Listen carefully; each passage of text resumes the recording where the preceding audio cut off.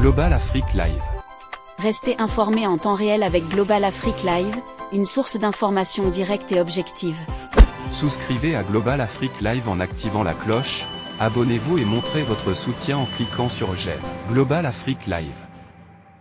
Adedje, un individu se réclamant homme de foi, évolue au cœur des sphères du pouvoir au Togo en tant que ministre de la République. Le constat est frappant, la rareté des figures religieuses au sein du gouvernement en Afrique laisse penser que leur présence pourrait imprégner l'exécutif de valeurs empreintes de spiritualité. Cependant, la réalité togolaise révèle une autre facette de cette dynamique, notamment avec Adedje, reconnu également en tant qu'évangéliste au sein d'une église évangélique. En dépit de son statut religieux, le ministre ne semble guère incarner les principes bibliques qu'il prêche dans les églises. L'année 2021 a été marquée par son dépôt de plainte contre des journalistes, ces derniers ayant été incarcérés en fin d'année malgré les appels en faveur de la clémence. Leur libération ultérieure, suite à l'intervention du président Faure Gnassingbé, n'a pas effacé les conséquences tragiques, l'un des journalistes libérés a perdu la vie, tandis que le second s'est exilé. À la fin de l'année 2023, le ministre Adedje récidive en faisant emprisonner 2 journalistes pour diffamation, poursuivant la procédure malgré un accord initial pour retirer la plainte.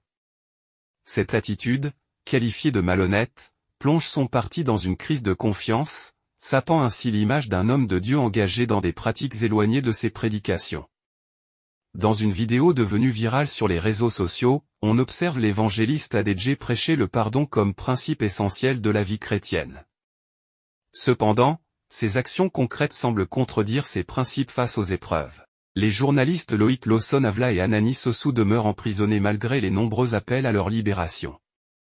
Il semble que ce ministre soit doté d'une insensibilité étonnante, préférant infliger des souffrances à ses semblables pour des motifs souvent superficiels.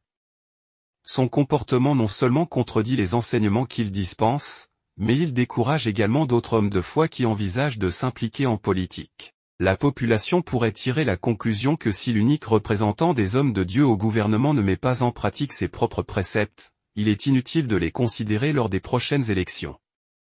Reste à savoir jusqu'à quand le président tolérera ce spectacle individuel. L'affaire demeure à suivre avec une attention particulière.